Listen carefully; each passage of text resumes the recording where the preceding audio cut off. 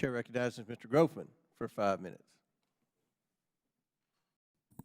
Sure. A few more questions, follow-up questions for Mr. Smith. Could you give me a little more information as far as a stereotype, as far as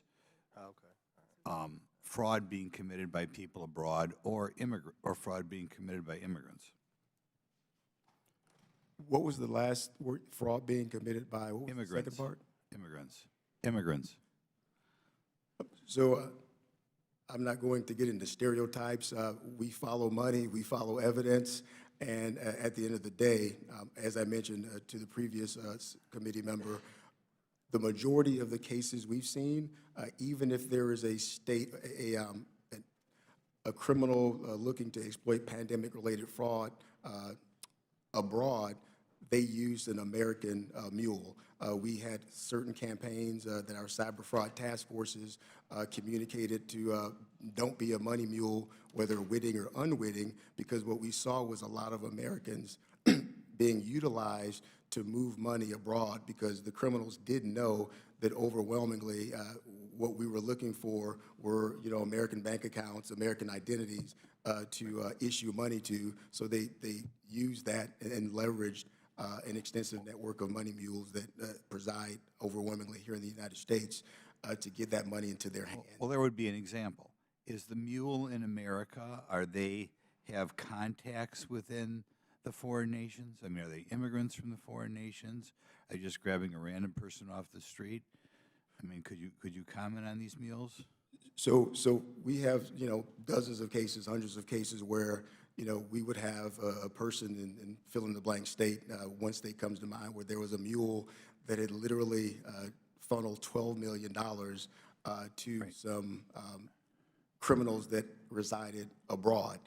And once we start following the money, once we start looking at some of the commonalities in bank accounts, and we have an opportunity to go interview a person. Right. Could you tell me what those countries were abroad, and could you tell me the background of the mules here? Did they have connections to the country abroad? So one of the cases, as I mentioned a second ago, was out of South Africa, focused on some Nigerian individuals in a group called Black Axe. That case I just mentioned with the $12 million was one of the cases wherein a money mule sent money to accounts that were operated by Black Axe. And I want to impress upon the group here, money mules are not a new concept. Like there's an extensive network of people. You're not answering my question. Sir? Presumably they got these mules somewhere. Okay, you mentioned Nigeria, you mentioned South Africa. Were the people who did the work in America connected in those countries in any way? Were they immigrants from those countries? Were they just random people they found on the internet, or were they immigrants from those countries? Not necessarily, sir. I know not necessarily, but does it happen? And how often does it happen? Overwhelmingly, in our experience, that does not happen. People just criminals just take advantage of folks looking to make a quick buck. And the pandemic offered that opportunity with the amount of resources that were made available.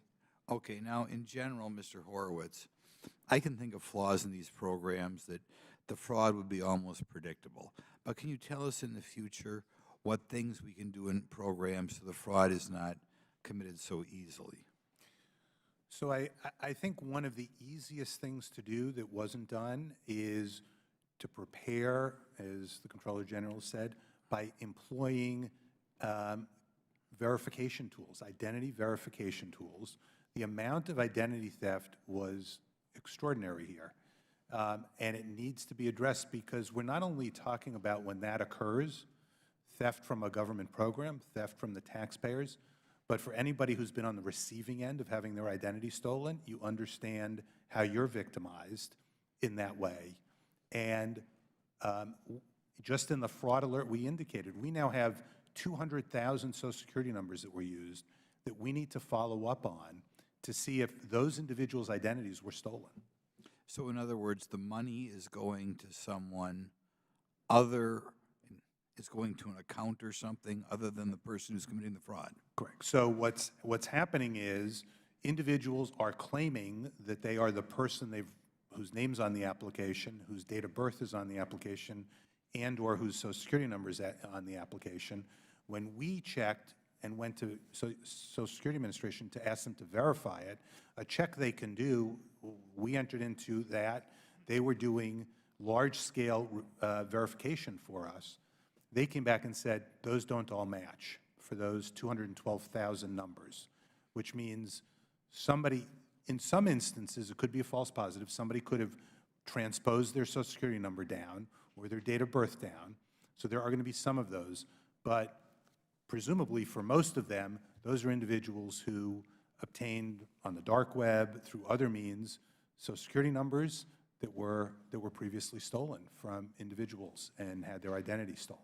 And then they wind up going to a bank account that has this person's name on it, but this person doesn't even know the bank account. Gentleman's time's expired, but we'll let you finish the question. Yeah, certainly there's an ability to go to the bank, particularly if, as with the PPP program, the agency has said, you don't need to do anything other than accept the person's verification that it's them. In other words, all that had to happen in the PPP program at the outset was you went to the lender, you signed an application saying, no, I'm really this person, and they accepted it. No one can walk into a bank today and go to get a loan and say, no, really, I'm this person, give me the money. But that's what was going on.